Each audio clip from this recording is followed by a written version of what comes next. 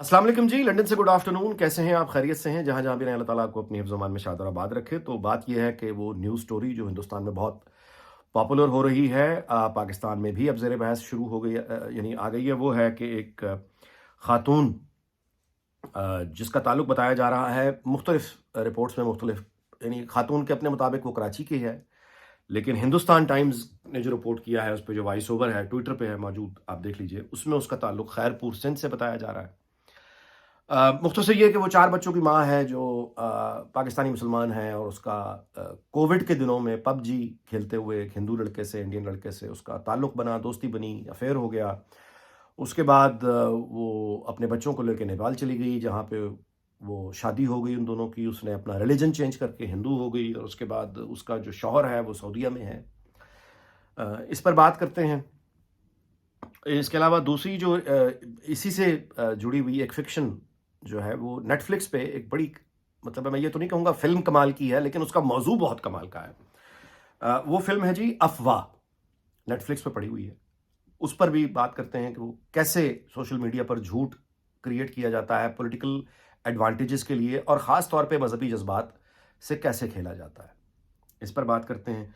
और तीसरी जो गुफ्तगू है, मौजू है, वो वही है। मैं हैरान हूँ कि वो फार्मूले जो ख्वाहिशात हैं, बेसिकली जो फार्मूले बन के सामने आती हैं, और उनमें बड़े बड़े संजीदा, मतलब एक बज़ाहिर जिन पर इल्ज़ाम है कि बड़े सीनियर सहाफ़ी वगैरह, मतलब एक मुकालमा बड़ा रश ले रहा है मुजीबुर रहमान शामी साहब और कामरान खान साहब का, जिसमें एक और फार्मूला डिस्कस हो रहा है कि ठीक है, नवाज शरीफ आ जाएं वापस, वज़ीर आज़म भी बन जाएं, लेकिन बस वो चंद महीने के बाद फिर वो वज़ारत उज़्मा किसी और के हवाले कर दें और अल्लाह अल्लाह करें। और एक कुछ फार्मूले ये हैं कि ये वो मरीम नवाज़ जो हैं, अगर वज़ीर आला पंजाब वो होंगी तो फिर शहबाज शरीफ वज़ीर आज़म होंगे। अस्करी जो हल्के हैं वो उनके पसंदीदा उम्मीदवार असल में शहबाज शरीफ हैं, नवाज शरीफ नहीं है।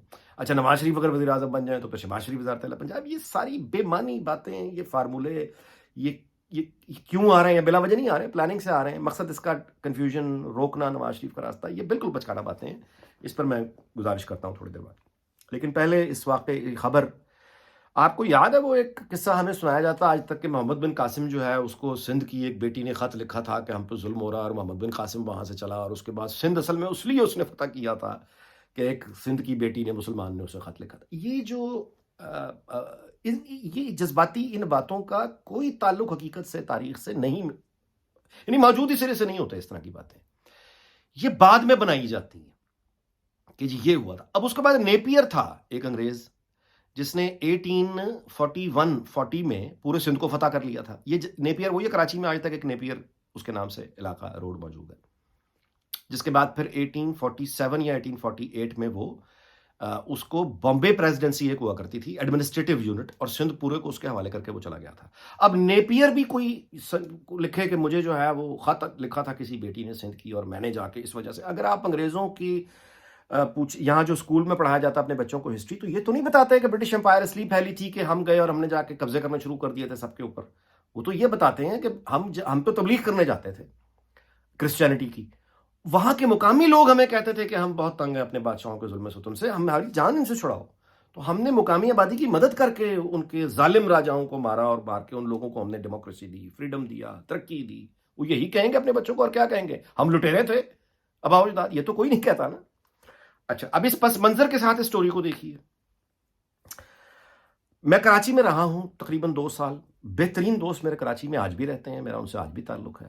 उनमें ज़ाहिर है मुसलमान भी हैं, हिंदू भी हैं, क्रिश्चियन भी हैं, और भी बहुत से, यानी कम्युनिटी जो बाकी पाकिस्तान में नहीं मिलती। मसलन मेमन बरादरी है, उसके अलावा बोरी कम्युनिटी है, तो ये बाकी पाकिस्तान में इतने नहीं है। तो मैं उनको भी, वहाँ भी मेरे दोस्त हैं, बहुत उनसे मेरा। तो मैं आपसे इतना गुजारिश कर लूँ कि कराची, मैंने उस खातून का जो, ये मैंने सिंध और कराची की शुरू में जो बात की थी आपको बता देता हूँ, वजाहत कर दूँ कि हिंदुस्तान टाइम्स उसको बता रहा है, जैसे मैंने पहले भी गुजारिश की, उसको खैरपुर सिंध का बता रहा है, खातून के अपने इंटरव्यू में कराची में पैदा हुई है। तो उसका जो गुफ्तगू अगर आप सुने उस खातून की, तो वो कहीं से भी कराची का लबो लहजा, मैं उससे बहुत वाकिफ़ हूँ, कराची में रहा हूँ, मैं बहुत वाकिफ़ हूँ। तो वो लबो लहजा वहाँ के जो हिंदू हैं, जो कराची में रहने वाले हैं, उनसे बात गुफ्तगू करके या तो उनका नाम से आपको पता चलेगा कि ये हिंदू है, और या फिर वो खुद बता देगा कि वो हिंदू है, वरना आप यानी वो अंदाज़ा नहीं लगा सकते, क्योंकि उनकी गुफ्तगू में वो भी वैसे ही अस्सलाम वालेकुम, वालेकुम सलाम, इंशाल्लाह वगैरह, वो इस तरह की गुफ्तगू, पानी की तरह वो अल्फाज अरबी के और इस्लामी यानी ترکیبیں اور الفاظ ان کے پانی کی طرح رواں ہوتے ہیں ان کے لب و لہجہ. مشہور لطیفہ ہے کہ ایک پاکستانی ہندو اپنی یاترا کرنے کے لیے، مذہبی یاترا کرنے بھارت گیا، اور وہ گنگا یا جمنا میں وہ چھلانگ لگانے سے پہلے اس کو ڈر لگا تو اس نے نعرہ لگا دیا یا علی مدد، چھلانگ لگا دی. تو ہندوؤں کو شک ہوا کہ یہ تو مسلمان ہے، اس کو مار پڑی بڑی. تو وہ اپنی بے گناہی کا یقین دلانے کے لیے اس نے کہا کہ میں قرآن کی قسم چکلانا، کلمے کی قسم کھا کے کہتا ہوں کہ میں مسلمان نہیں ہوں، میں تو ہندو ہوں. لطیفہ ہے. اب یہ لطیفے بلا وجہ وجود میں نہیں آتے، ان کے پیچھے یہ ٹھوس حقائق ہوتے ہیں کہ آپ عام طور پہ جو وہاں کے ہندو ہیں کراچی کے، وہ آپ ان سے گفتگو، بڑا مشکل کرسچنز ہیں، آپ ان سے یعنی وہ لب و لہجہ نہیں ہے جو اس خاتون کا لب و لہجہ ہے، وہ بالکل نہیں ہے. اچھا، میں مذہبی جو معاملات ہیں، الفاظ ہیں، اس کو اب سائڈ پہ رکھ دیتے ہیں، کیونکہ خاتون یہ بتا رہی ہے کہ وہ 3 سال چونکہ وہاں رہی ہے اور اپنے ہندو، اس کی ہندی اب بڑی شدھ ہو گئی ہے وغیرہ وغیرہ.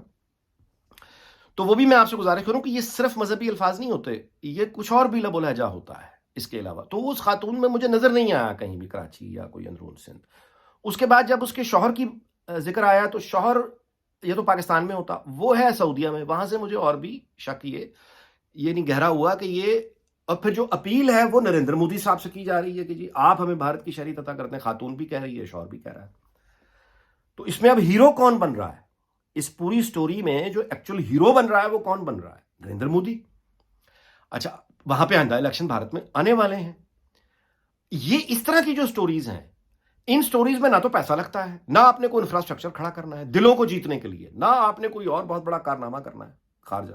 ایک بنی بنائی ایک اس طرح کی سٹوری، اور اس سے بے پناہ سیاسی فائدہ ہوتا ہے. کیونکہ اب آپ نے مذہبی جذبات کو دیکھنا، کہانی کیا بن رہی ہے کہ بھارت میں پاکستانی ایک مسلمان خاتون، اب چونکہ ذرا پاکستان نیگیٹو بھی ہے، تو ایک شادی شدہ عورت 4 بچوں کے ساتھ وہ آ گئی ہے مین لینڈ میں، اور وہاں پہ نریندر مودی سے اپیل ہو گئی، اور وہ ایک عظیم آدمی بن کے اب اگلے الیکشن سے پہلے اس کو، یعنی اس نے ہندو وہ بن گئی ہے، جو کہ اس پارٹی کا اور وہاں کے جو ہندو انتہا پسند ہے وہ یہی کہہ رہے ہیں نا، واپس ہندو ہو جاؤ، واپس ہندو ہو جاؤ.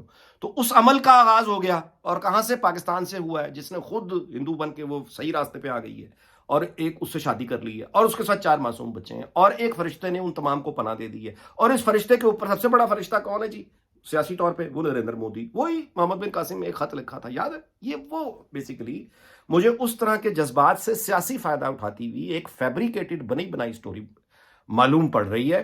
لیکن اس کا مکمل تصویر تب سامنے آئے گی جب پاکستان میں، یعنی وہ لوگ جو صحیح انویسٹیگیٹو میڈیا ہاؤس حرکت میں آ چکے ہوں گے. اب اعزاز سید اگر پاکستان میں ہوتے، امریکہ میں ہیں اس وقت، ورنہ شاید اب تک وہ تصویر مکمل ہو چکی. عمر چیمہ وہاں بیٹھے ہیں، امید ہے کہ وہ تصویر کا باقی رخ جلدی سامنے لے کر آئیں گے.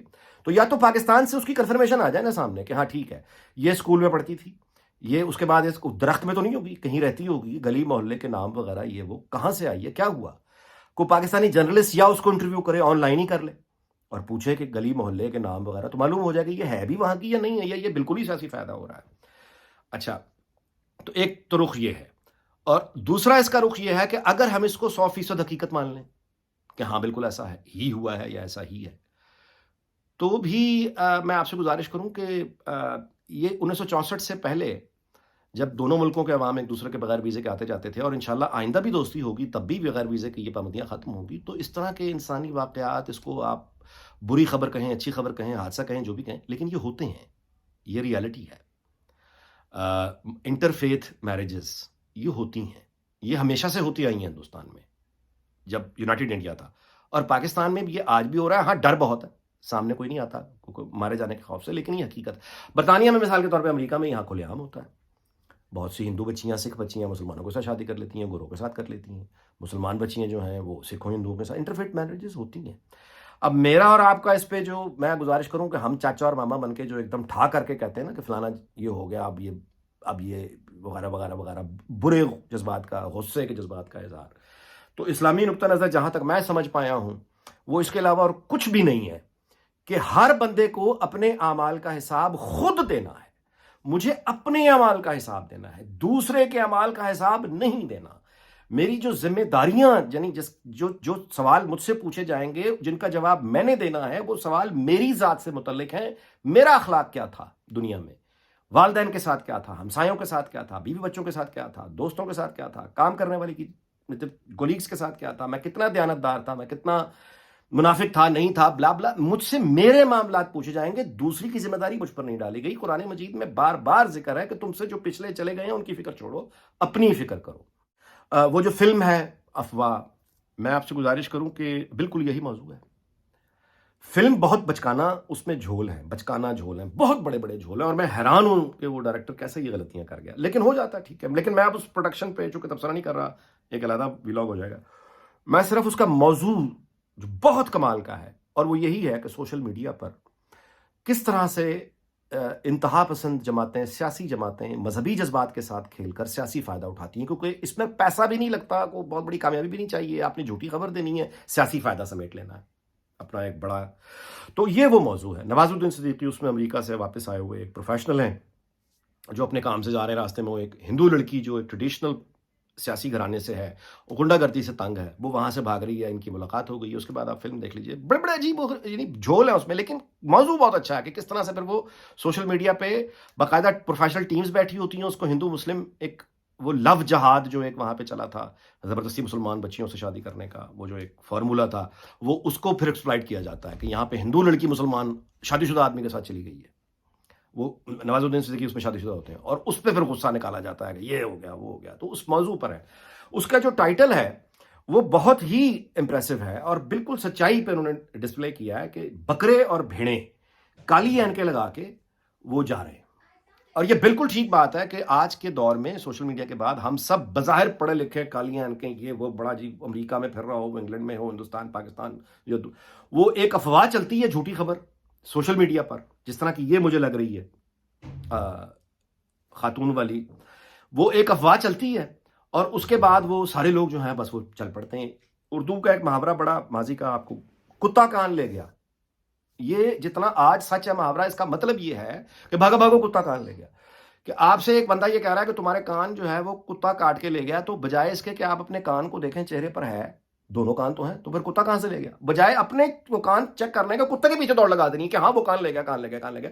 یہ بالکل درست ہے یعنی اس فلم کے موضوع کے بارے میں۔ اور آخری بات میں آپ سے گزارش کروں کہ یہ جتنے فارمولے میں گزارش شروع میں بھی کر رہا تھا، وہ بھائی میرے یہ اتنی یہ کہیے کہ خواہشات اور فارمولے کہ اچھا جی نواز شریف آ جائیں اور پھر وزیر اعظم بن جائیں، 4 مہینے بعد چھوڑ دیں، اچھا جی وزارت اعلیٰ جو ہے وہ پھر شہباز شریف کو دے دیں، اچھا جی پھر وزارت اعلیٰ اگر مریم نواز کو دینی ہے تو پھر وزارت عظمیٰ جو ہے وہ شہباز شریف ہوں گے، اچھا جی عسکری حلقوں کے پسندیدہ امیدوار شہباز شریف ہیں، نواز شریف نہیں ہے، بلا بلا بلا بلا بلا۔